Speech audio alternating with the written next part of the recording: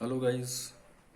Class 10th का chapter 12 और उसके दो बड़े भयानक से क्वेश्चन जिनकी कैलकुलेशन बहुत लंबी लंबी है, उसको हम आज एकदम से जादू करेंगे और एकदम फार्मूला इतना छोटा कर देंगे कि एक सेकंड में उसका आंसर बाहर आ जाएगा। So guys, these are the two questions from NCERT textbook and these are very terrible and horrible questions. When you solve them you can feel the horribleness of these two questions. ये question दिया हुआ है कि A O B एक quadrant है। You can see there, ये quadrant A B को diameter लिया और फिर एक सेमी सर्कल बनाया और फिर आपको शेडिंग एरिया निकालना है। तो गाइस, जब आप प्रोसीजर से जाएंगे तो सबसे पहला काम तो आप इसमें ये करेंगे कि रेडियस अगर गिवन है तो पहले ए बी निकालेंगे पाइथागोरस यूज़ करके। उसको हाफ करेंगे तो सेमी सर्कल की रेडियस आएगी। फिर सेमी सर्कल का एरिया निकालेंगे। फिर इस ट्राइंगल ए ओ बी का एरिया प्लस इस सेमी सर्कल का एरिया आप लेके ऐड करेंगे और उसमें से इस क्वाड्रेंट का एरिया को डिलीट करेंगे। तो देखिए कितनी लंबी कैलकुलेशन है। और मैं जो चीज़ आपको बताने जा रहा हूँ ना आपने पहले पढ़ी है कहीं और ना आप इसको कहीं पाएंगे, लेकिन अगर आप इस फॉर्मूले को यूज़ करेंगे तो एक सेकंड में आंसर बाहर आएगा, केवल एक सेकंड, लेस देन ए सेकंड। और आप ये क्वेश्चन बुक में भी दे रखा है आपकी एनसीईआरटी टेक्स्ट बुक में। आप इस फॉर्मूले को उसमें यूज़ करेंगे तो आपको देखिए प्रिसाइज आंसर बाहर आएगा एकदम। तो देखिए guys, area of this shaded reason that is 1/2 r², बस इतना सा है। अगर मान लीजिए आपको एरिया निकालना है शेडिंग रीजन का और रेडियस इसमें क्वाड्रेंट की दे रखी है 14 सेंटीमीटर, तो गाइज आप 1/2 r² यूज़ कीजिए ये शेडिंग एरिया निकालने के लिए और आपका बिल्कुल प्रिसाइज आंसर आएगा।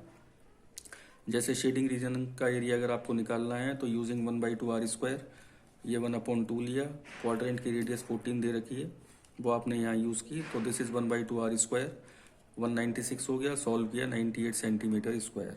This is the area of this shaded reason. बस हो गया। कितना सा है देखिए गाइस, कोई ट्राइंगल का यूज़ नहीं करना, कोई डायमीटर नहीं निकालनी, कोई सेमी सर्कल नहीं निकालना, कोई क्वाड्रेंट नहीं निकालना, सिर्फ 1/2 r² यूज़ कीजिए और ये शेडिंग रीजन का एरिया मिलेगा। आप इसको वेरीफाई कर सकते हैं, आपकी एनसीईआरटी टेक्स्ट बुक में एक क्वेश्चन दिया हुआ है बिल्कुल ऐसा, आप इस फार्मूले को उसमें यूज़ कीजिए और आपको परफेक्ट आंसर मिलेगा। So guys, moving on the next one. This one is also a question from NCERT textbook and this is also a very terrible question. AOB is a quadrant in which PQRO is a square. Radius quadrant की given है। अब आपको पहले क्या करना है कि इस स्क्वायर की साइड निकालनी है, फिर स्क्वायर का एरिया निकालेंगे, फिर क्वाड्रेंट का एरिया निकालेंगे, फिर उसमें से स्क्वायर का एरिया माइनस करेंगे, फिर शेडिंग रीजन का एरिया आएगा। तो देखिए आप कितना लंबा प्रोसेस है। मेरी तो बोलते बोलते ही जबान थक गई। आप इसको निकालेंगे तो किसी भी स्टेप में अगर ज़रा भी आपने गलती करी तो ये सारा एकदम से रॉन्ग हो जाएगा।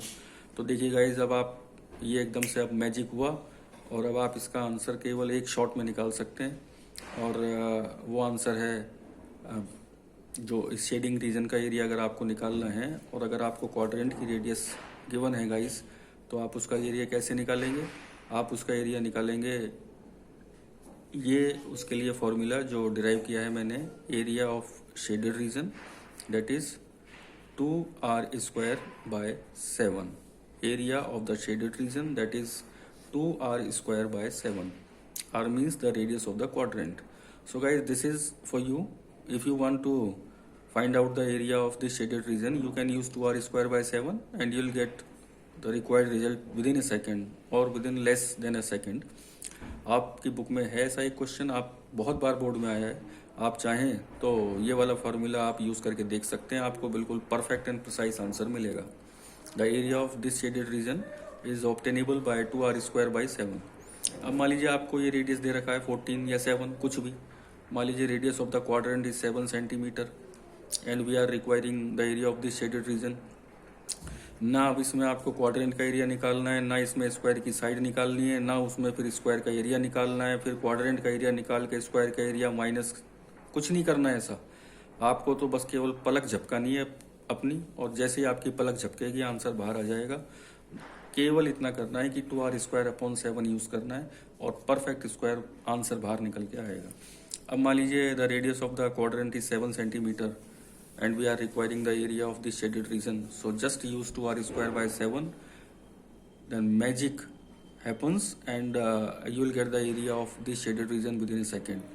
So now area of this shaded region that is 2r²/7, यहाँ आपने यूज़ किया तो ये 2 हो गया, ये हो गया 49, नीचे हो गया 7, कट किया 7 7 जा 49 और 7 2 जा 14.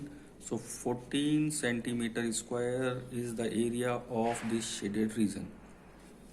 So guys, these are the two questions from NCERT textbook. The first one is given, I think it is 15th question, and the second is given in NCERT textbook as well in chapter 12, area related to circle. So this is 1 by 2 r square, the area of shaded region.